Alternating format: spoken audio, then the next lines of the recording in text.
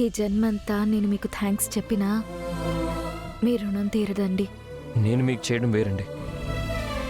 మీరు నాకు చేసింది చాలా గొప్పది. లేదండి, ఇంకెప్పుడు మీరు నాకు థ్యాంక్స్ చెప్పొద్దు. అసలు మన మధ్య థ్యాంక్స్లు అనేవి ఉండకూడదు. అయినా మీరు ఇబ్బందుల్లో ఉంటే నేను చూస్తూ ఊరుకుంటానా చెప్పండి?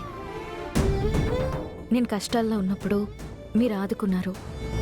అలాంటప్పుడు మీరు ఇబ్బందుల్లో ఉన్నప్పుడు నేను కూడా మీకు తోడుగా ఉండాలి కదండి.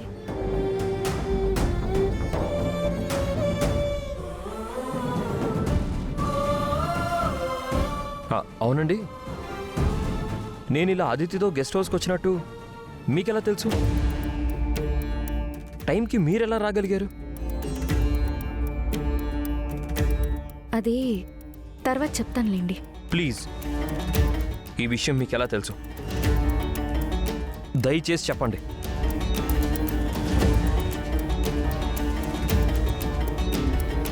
దయచేసి చెప్పండి ప్లీజ్.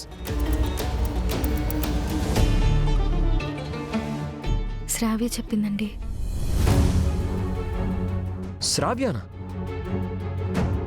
అవునండి, ఇందాక నాకు శ్రావ్య ఫోన్ చేసింది.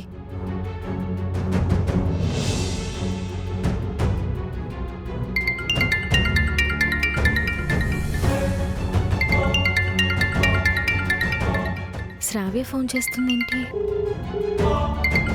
హలో శ్రావ్య. వదినా, ఎక్కడున్నావు? ఇంట్లోనే ఉన్నాను శ్రావ్య. ఏంటి అంత కంగారు పడుతున్నావు? అక్కడేమైనా సమస్య? సమస్యలో ఉన్నది నేను కాదు వదినా, అన్నయ్య. అన్నయ్య పెద్ద ప్రమాదంలో పడబోతున్నాడు. ఏమైంది శ్రావ్య? ఆయన ప్రమాదంలో పడబోవడం ఏంటి? మా అత్తయ్య అదితి కలిసి అన్నయ్య పరువు తీయాలనుకుంటున్నారు వదినా. ఎలాగైనా సరే అన్నయ్యని దక్కించుకోవాలని అదితి ఒక వికృతమైన ప్లాన్ చేసింది. ఓకే బేబీ, నువ్వు గౌతమ్ని తీసుకుని గెస్ట్ హౌస్కి వెళ్ళు. ఏం చేయాలో చెప్పావు కదా. ఈ రోజుతో గౌతమ్ నీవాడవుతాడు. ఇక నీకు ఎలాంటి ఇబ్బంది ఉండదు. బంజరాయిల్స్లో గెస్ట్ హౌస్లో అక్కడ ఇల్లీగల్ యాక్టివిటీ జరుగుతోంది. ఆ గెస్ట్ హౌస్లో డబ్బు, పేరు, పలుకుబడి ఉన్న వ్యక్తి అసాంఘిక కార్యకలాపాలకు పాల్పడుతున్నాడు. వెళ్తూ వెళ్తూ మీతో పాటు ప్రెస్ని, మీడియాని కూడా తీసుకెళ్ళండి. ఎలాగైనా అన్నయ్య పరువు తీసి అన్నయ్య తల వంచాలని చెప్పి ఈ తల్లి కూతుళ్ళు ప్లాన్ చేశారు వదినా. ఎలాగైనా సరే వెళ్ళి అన్నయ్యని కాపాడొదినా. ఈ విషయం అమ్మకు నాన్నకు చెప్పొచ్చు, కానీ నాన్నకు తెలిస్తే పెద్ద గొడవ అవుతుంది. నీకు తెలుసు కదా, మొన్నే నాన్న ఇంటికొచ్చి గొడవ పడ్డారు. ఈసారి కూడా గొడవ అయితే నాకు చాలా ఇబ్బందిగా ఉంటుంది. నేను అర్థం చేసుకోగలను శ్రావ్య. టైంకి ఫోన్ చేశావు. నేను ఇప్పుడే మీ అన్నయ్య దగ్గరికి వెళ్తున్నాను.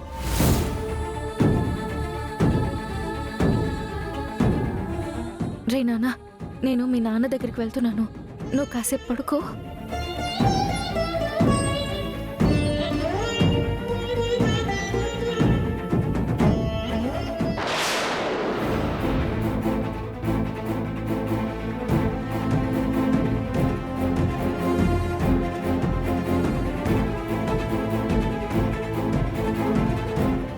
సమయానికి శ్రావ్య ఫోన్ చేయబట్టి నేను ఇక్కడికి వచ్చి మిమ్మల్ని కాపాడగలిగాను. ఇదంతా శ్రావ్య వల్లేనండి. ఈ విషయం మన మధ్య ఉండాలండి. మళ్ళీ మీ నాన్నగారికో అమ్మగారికో తెలియనివ్వకండి. తెలిస్తే గొడవ అవుతుంది. మళ్ళీ శ్రావ్యకి ఇబ్బంది అవుతుంది. అలాగేనండి, ఈ విషయం మన మధ్యలోనే ఉంటుంది. సరే, ఇంటికి వెళ్దాం పదండి. బాబుని నిద్రపుచ్చొచ్చాను, మేల్కొనుండుంటాడు. పదండి.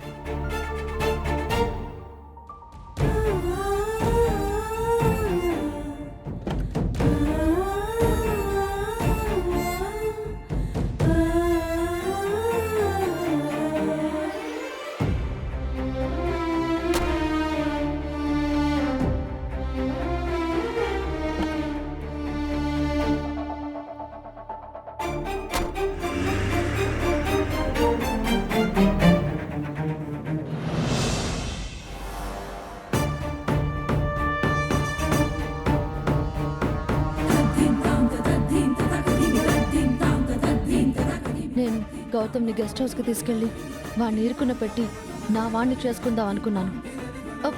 ప్లాన్ అంతా రివర్స్ అయింది మామ్. నువ్వు ఆ ప్లాన్ చెప్పగానే నేను పోలీసులకు చెప్పాను, మీడియా వాళ్ళని కూడా రమ్మని చెప్పాను. అంతా పర్ఫెక్ట్గా జరుగుతుందన్న టైంలో ఆ అహల్య వచ్చింది. అసలు అహల్య ఆ గెస్ట్ హౌస్కి ఎలా వచ్చింది మామ్? దానికి విషయం ఎలా లీక్ అయింది? ఎవరు చెప్పుంటారు? అదే నాకు అర్థం కావట్లేదే. మనం ఇంత సీక్రెట్గా ప్లాన్ చేసింది దాని వరకు ఎలా వెళ్ళింది? ఎవరు చెప్పుంటారు?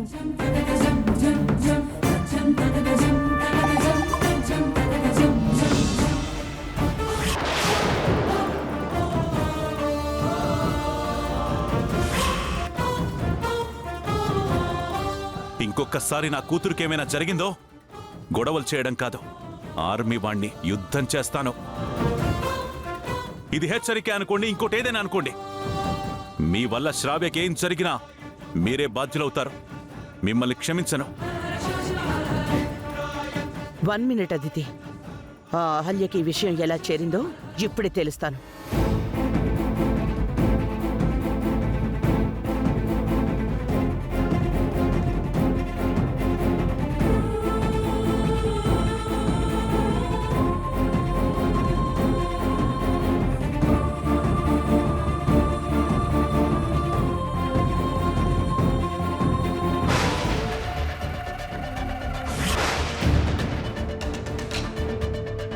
ఏమైంది మామ్? శ్రావ్య! ఒసే శ్రావ్య! వస్తున్నాను అత్తయ్య. ఏమైంది మామ్? ఎందుకు శ్రావ్యని పిలుస్తున్నావు? గెస్ట్ హౌస్ మ్యాటర్ అహల్యకి ఎలా లీక్ అయింది అనుకున్నాం కదా, లీక్ చేసింది ఎవరో కాదు, శ్రావ్యనే. ఫోన్ చేసి అహల్యకి చెప్పింది.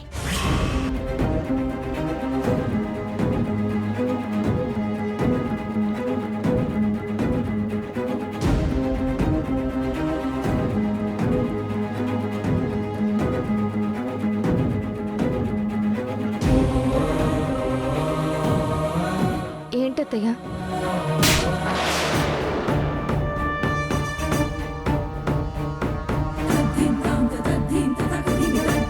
ఎంత పని చేసావే నువ్వు?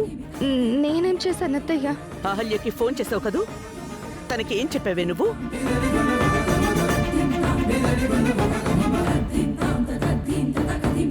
మీరు మా అన్నయ్య పరువు తీయాలనుకున్నారు. ఆ విషయమే నేను మా వదినికి ఫోన్ చేసి చెప్పాను. అత్తయ్య, అసలు ఏమనుకుంటున్నావే నువ్వు? ఈ ఇంట్లో జరిగిన ప్రతి విషయం మీ ఇంటికి ఫోన్ చేసి చెప్తావా? అత్తయ్య, మీరు చేస్తుంది తప్పు అత్తయ్య. ఆ తప్పుని సరిదిద్దడానికి ఫోన్ చేశాను. చంపేస్తాను నిన్ను. నువ్వు చేసిన తప్పులు బాగుంటాయి గాని మేం చేసింది మాత్రం తప్పుగా కనిపిస్తుందా? అత్తయ్య, ఏం చేసిన పాపం ఇది?